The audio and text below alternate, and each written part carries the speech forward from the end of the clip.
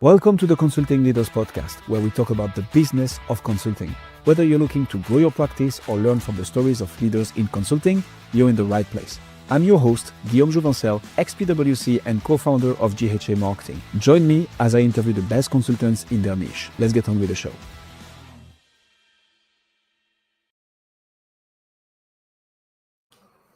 Chuck Babin, ladies and gentlemen, the one and only Chuck. Thank you so much for coming on Consulting Leaders. Awesome. Thanks for having me. It is a pleasure, man.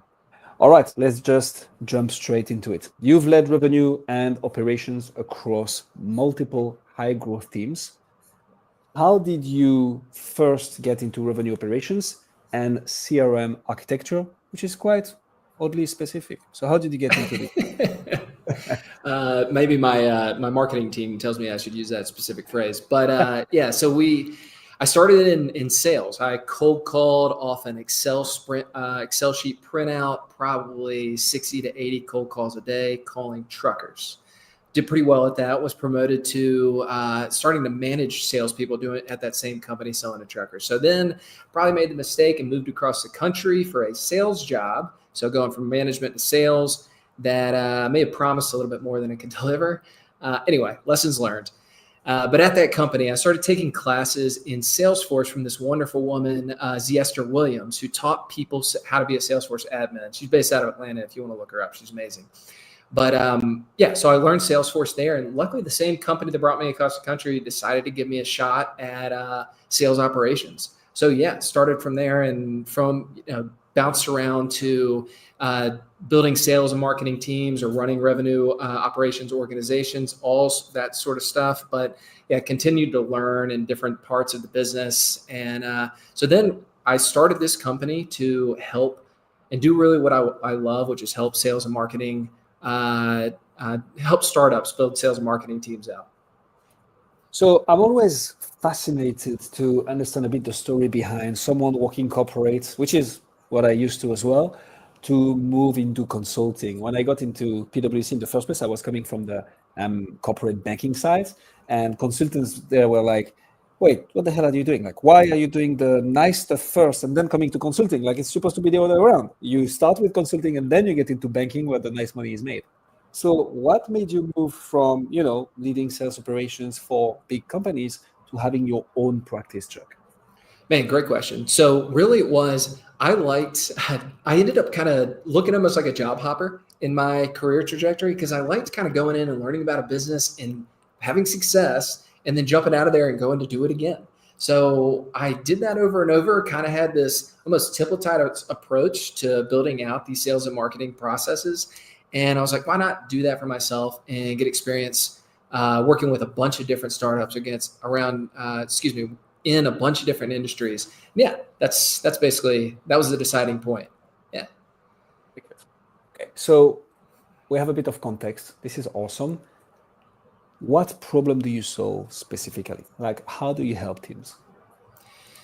Yeah. So basically I have two ICPs. The first one is kind of that team that's like, maybe has 20 to 50 licenses in Salesforce. And they've just got over a big growth motion, right? Where they maybe have dumped a bunch of new salespeople into the organization. Maybe they've gone through a couple sales leaders, maybe brought on a new marketing leader, that sort of thing. And they hate their data. They can't report because the data is bad. Their salespeople hate it and therefore don't enter anything into the system. They may have had a sales leader in the past that just built whatever they felt like in the system. And now they got to clean it up. They got the tech debt problem after a high growth kind of stage, and we're there to clean it up. I had a conversation with somebody that had that exact problem. They had, a bunch of Apex code and customization, highly customized, specific stuff done by a developer that needs specific knowledge about Salesforce. And they did all this custom work for stuff that's just standard in Salesforce. So they call me to then untangle all of that messiness because you change code over here, but then affects something over here. There may not be good error messages. It can be a nightmare. So they'll call me for that. And so now we can get good board decks and our salespeople don't hate our CRM. My other ICP are startups that have that product market fit.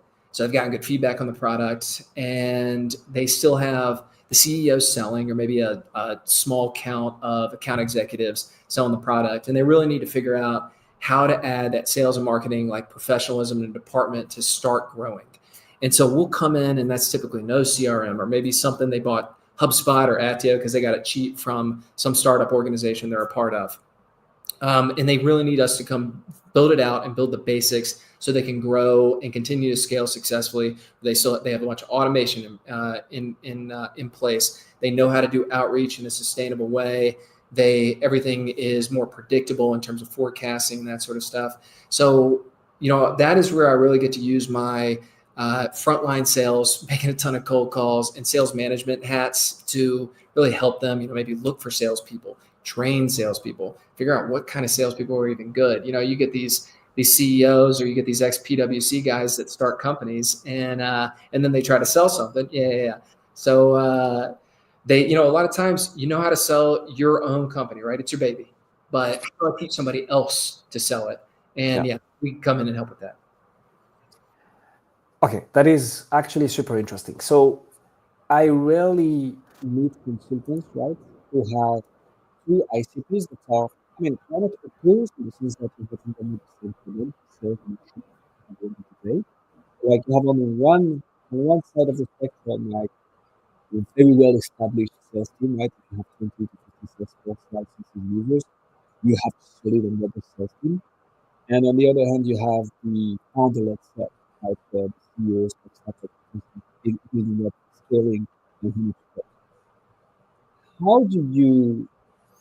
How do you market to those two type of people? The reason I'm asking this, Chuck, is it must be a different message at the end of the day, right? They are not experiencing the same pain right now just because they are at such different level of their development journey when it comes to sales and CRM. So I'm going to stop talking here because that's way too long of a question already. I'm very interested to get your take on how do you market and get known by those two different ICPs? It's a really good question. Every consultant coach or whatever is like, concentrate on one thing. Read David C. Baker or whatever. Focus. But it's something that what I've found is that these are the kind of people that tend to reply to my kind of outgoing message, right? So I'll have, some of the bigger ones are mostly referrals from my network, and the startups are some stuff that I've generated from email marketing. But I would say, yes, of course, the messaging is very different. What I've seen though, that is stuff like, with your email marketing, you're going to have to speak specifically to Salesforce and how you can help them with their specific Salesforce. What I've actually done is, so we have this email marketing team that's actually great. They're called Rebel Media. These guys are studs. What they do is they are looking for very specific information about, like, let's say that bigger ICP, 20 to 50 licenses. They're trying to figure out all the different systems and tools that they use on top of kind of what their general ICP, that company's general ICP is, and trying to understand all the connections. Now, what they'll end up doing is sending AI generated stuff. Clay, man, email has gotten expensive, right? It used to be free, but now I got to have email enrichment. I got to get Clay doing all this AI stuff. I got to have 75 inboxes. Anyway, so right. They are, but it's incredible. So they are sending very specific stuff the research that can be done now, or the quote unquote, it looks like research is done for a particular company through a tool like Clay is absolutely unbelievable. Giving highly specific, like, I bet this is screwed up in Salesforce. I see you have Salesforce and HubSpot. Here's a common issue we come across. Those sort of things have been unbelievably good. With startups, it is more focused on the revenue operations. Hey, look, it looks like you have product market fit. We can typically tell that. Employee count around 15 or so, typically maybe close to product market fit. We speak specifically to what I know challenges are with CEOs. This is the stuff I got hired for as a W-2, and where I get hired the most now is how to talk to these CEOs specific. And I know what these guys need, right? They are, operations guys that now need to figure out how to sell. And I can give specific examples. Hey, for client X, we did Y. For client Z, we did A. Right. So that one's much easier to do. Now, I will say also that a lot of these things can be replicated on LinkedIn as well. So, man, do I hate those garbage LinkedIn messages that are like, "Hey, my dog spilled his bowl, and here's what it taught me about sales." So I can't do it. I can't do it. I know there are studies that tell me I should do it, but I can't be that guy. So anyway, I've started recording very specific, like, here's what you do, step 1 through 12 to execute on a particular task, and I found that to be pretty helpful as well. And it's also a piece of collateral you can send that's not just garbage. But of course, it takes more time than just an AI generated dog bowl story. Yeah, Man, how much do I love just, going for it, straight talk people. I love that track. So you clearly know your avatar very well. I love how, you just demonstrated in a few sentences that you know very much, you know a lot, about cold email outreach, which is good. Is that how you get your clients? So LinkedIn posts that are super targeted, super specific, cold email outreach that is targeted to the right people, ultra personalized thanks to tools like Clay. Is that how you get is that how you get attention from the people you want to talk to? Yes. So most I'm getting now our email marketing is where I'm getting most of my business today. In the past, it's been my network and referrals from current clients. I think that flywheel will start cranking a little bit more with referrals. But mostly email marketing today. And look, again, it's not cheap now. So be ready to invest because you're not only going to need to probably pay an agency, but you got to buy all these different tools anyway. Just be prepared. Yeah. So I love this because this is something I get to talk not as often as I'd like because we're a podcast agency at the end of the day, but a lot of our business also came from cold email outreach, whether that be to get into a sales call directly or to get people on the podcast, right? Which is just part of a marketing mix. So I love talking about this stuff without revealing the secret sauce, because I guess it's going to be like an ad creative, right? The copy that is working, you want to keep for yourself, at least for as long as it works. But so can you break down a bit for the B2B coaches and consultants listening to us who might want to learn from this and be like, hey, cold email outreach, I get it, might be more expensive now than a couple of years ago. How do you do this? Like, how do you set up a campaign that will get you in front of the right people, get that attention, and at the end, because that's the crux of the game, get them to open the email, read it, and take action afterwards, a positive action, ideally? Sure. Perfect. So I also, in this revenue operations consulting, I do, help with sequences and how to get people to actually engage and that sort of thing as well. Yeah. So it almost feels a little bit like I'm cheating when I have an email marketing agency, so there are two approaches, right? There's the automated approach, and then there's the highly specific, highly researched outreach approach. And then of course there's things in between. But what I've seen now that works when I am looking at results from the email marketers, when I am looking at what works in my organizations that I'm consulting, it is solutions-based, right? It is like, I see this problem, we can solve it by doing this. I bet you are experiencing this, we can solve it by doing this. That stuff has been, it just works. You can't do hey, we're a company that does revenue operations, talk to me. It just doesn't work anymore. It's too competitive. It's too competitive now in email marketing. And I think actually, by the way, I should know that I think you guys, you definitely cold emailed me to get, there you go. A while ago. Yeah.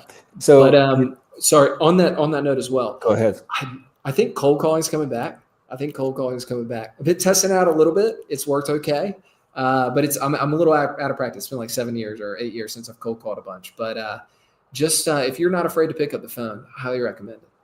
And Apollo can get you some mobile numbers, $99 a month. Check it out. I'm not sure if it's cool to pitch something like that, but anyway, $99 a month, biggest bang for your buck in SaaS. It's fine. I want B2B coaches and consultants to get as much value as they can from this. And if it's like, hey, here is a way to acquire customers that you might not have thought of if you're comfortable on the phone. So I will double down on what you just said. Cold email outreach is getting harder and harder, not only because of competition, but because the barrier to entry is low.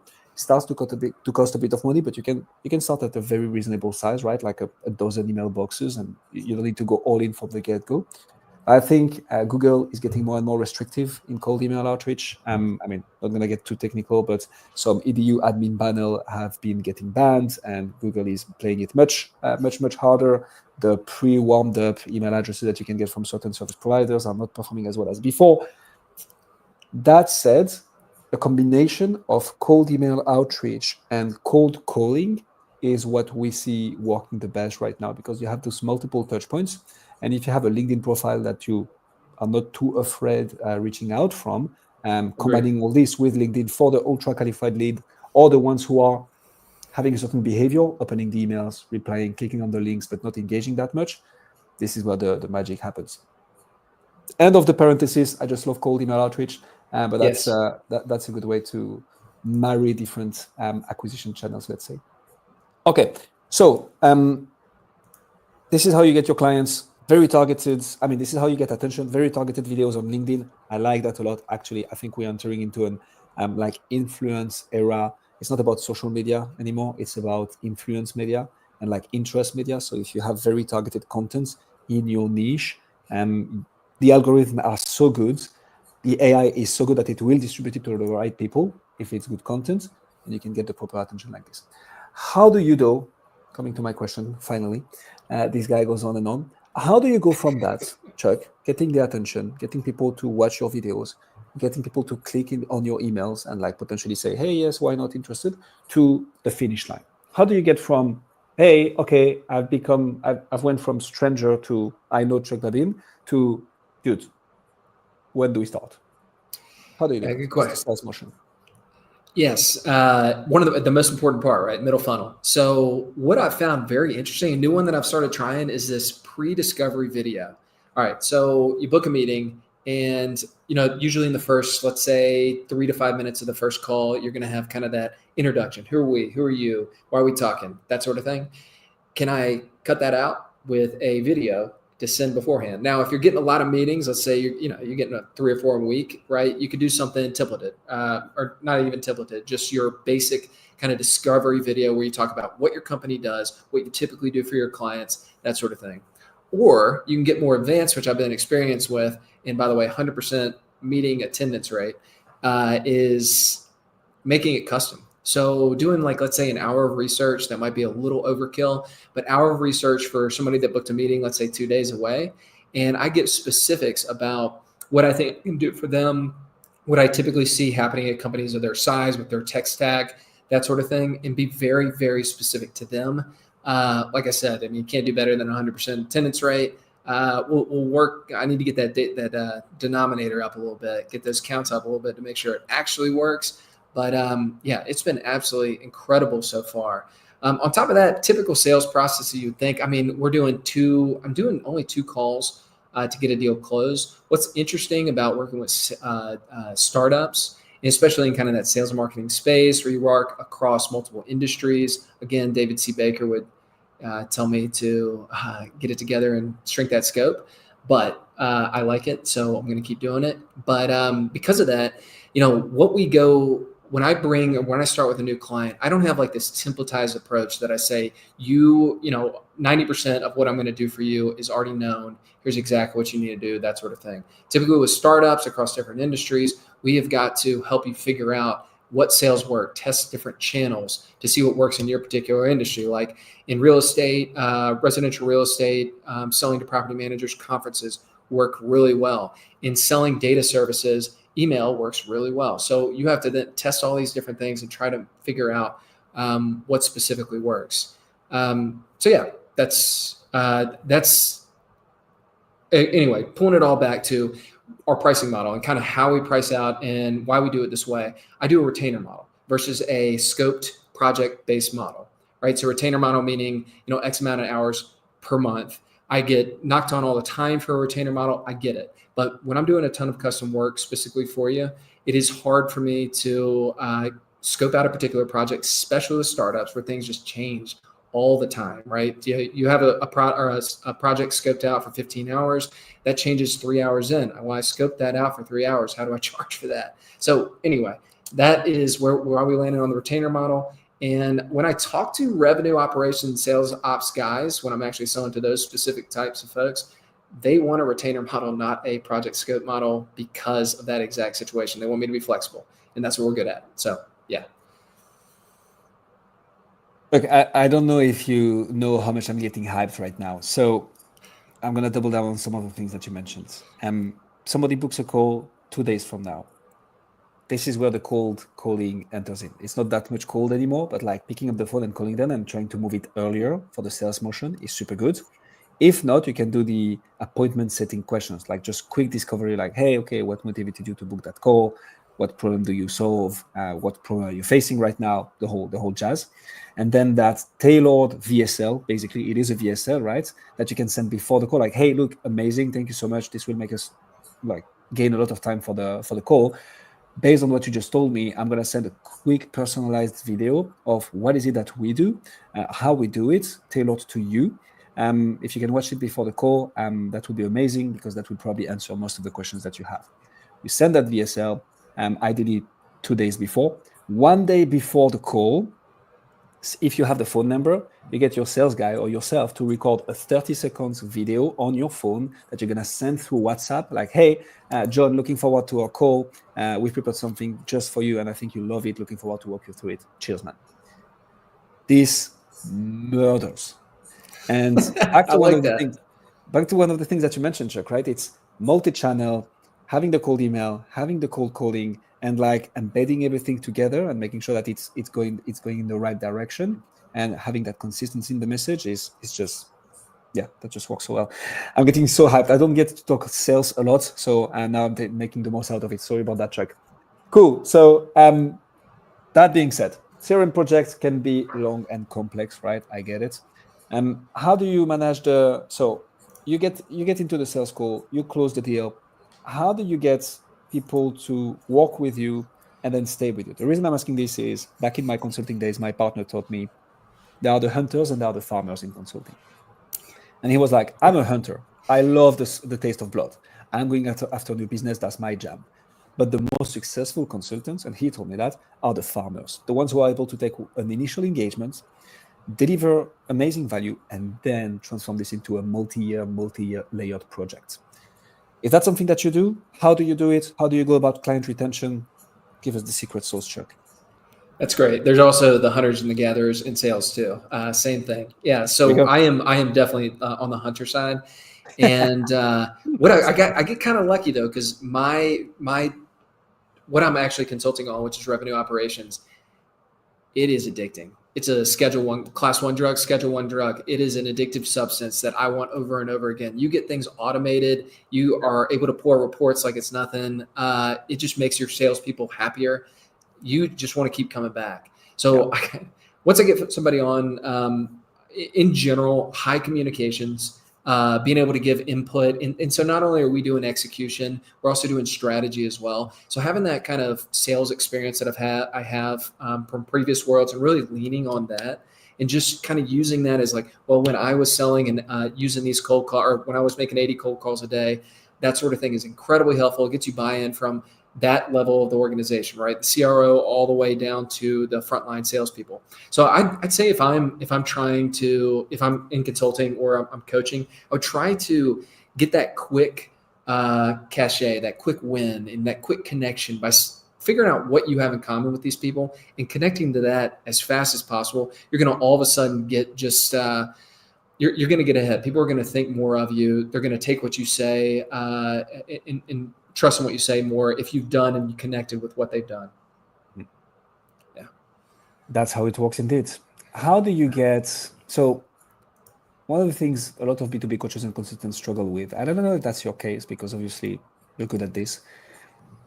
One of the things that they struggle with is from those engagements. So retention is usually something they're going to be able to manage, but getting testimonials, case studies, proof of transformation, so that they can go to the market and be like, hey, look, guys, I've helped someone just like you, who look like you, who think like you, who smell like you. I've helped them achieve exactly that, and I can help you do the same. But they struggle to get that testimonial, that social proof. So how do you go about that? How do you collect testimonials? How do you collect case studies? And how would you recommend B2B coaches and consulting go about that? Writing them, have them done, and ask for sign off. That's what's worked for me. Simple as that. I've also, what I'll do as well is I haven't put put a ton of this public, but specific I do for people, I anonymize it and send it out. That is another piece that is kind of a shortcut when people just don't want to put their name out there. They don't want them to know that they're using anybody outside. Exactly. That's the kind of stuff I'll do.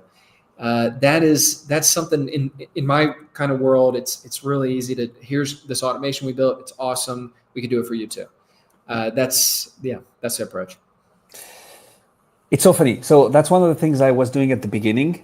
Like saying, hey, would you be open to leaving us a testimonial? Yes. Okay, cool. Well, send me the testimonial. 2 months later, nothing has come through. So I'm like, okay, look, here is a copy. Can you review? And if you're happy with it, just, sign it off and I'll put it live on the website. I agree with you with the anonymized thing. And I think for people struggling to get testimonials and case studies in the first place, that's the best workaround to begin with. At the end of the day, I had one of the guests telling me we live in a trust recession. So anonymized case studies don't come across as well. They can come across good, but don't come across as well as when there is the full name of the person, a picture of that person, and the link towards the website or whatever. So as much as you can, try to embed the testimonials and case study within the scope of work as well. Like we're going to take snapshots of like everything happening. And I would like to get your feedback. By the way, the calls are recorded. And then you can go back and say, hey, by the way, the few feedbacks that you gave me throughout the way, is it okay if I, concatenate all this into a testimonial to put it live on the website? You don't have anything to do, just vet it off. And this can be a good way to get those testimonials. I like that. That's a great one. Here we go. Freebie for you. So Chuck, I love this. Clearly, I mean, you're good at sales. Where do you feel stuck right now? The reason I'm asking this is we might have B2B coaches, consultants, even, owners of SaaS companies who are struggling with the same thing as you. And I think it's always good to get the perspective of our peers on where they're stuck right now and the way they think about it, so that it can unlock the next level of growth and, going over that kind of friction point. So what would it be for you? Like, where are you stuck? Yeah, it's a good question. So I may not have a good solution for this problem because this is one I deal with all the time. So revenue operations, you are the trash man. You get everything dumped on you. It is when something is broken, this is broken, fix it. And maybe not even this is broken, fix it is what I typically get. No description of what it is, just go fix it. And a lot of times these things aren't as simple as they look. So quick side note, the company I moved across the country for was a trash and recycling company. And what they did was, basically sometimes would try to find ways to recycle hard to recycle products. Anyway, think of when you're at Burger King, you have those little ramekins of like sweet and sour sauce, barbecue sauce, that sort of thing. If I want to recycle that, the process to recycle that is incredibly complex. I got that organic material, that barbecue sauce. I got that plastic ramekin. I've got the little foil thing that's on the top. And I now have everything is contaminated by that same barbecue sauce. So to get rid of that and recycle it well, I mean, the processes are cool, really cool. So they have this masher that just mashes everything. So all that ranch, all that barbecue is all going in one place. They turn it into ethanol, I think. And then they got to wash everything. Then they got to deal with the white plastic and then the little foil thing. Long story short, to just recycle something, it looks simple, right? Just recycle it. It is a hell of a lot more complex than that. And that kind of stuff happens with me all the time, which is I had a client. Simple question. Anyone should be able to answer. How many MQLs do we have per source, right? And I'm like, oh, great. That's a layup. Nice and easy. So I end up digging into it. Yeah, I end up digging into it. And these, the processes, they just don't have the process in place. Their conferences aren't marked in Salesforce. They were entering leads in 2 different ways, and they changed it about half a year ago, and they're still doing it both ways. And their HubSpot doesn't really talk to Salesforce for sourcing. Long story short, it's something that I can pull a report for if it's set up in 5 minutes. And now this, by the way, is a new client, so we're still trying to get their processes lined up. But now it's like that's going to be like 15 hours to make that happen. And I've got a CMO looking at me and saying,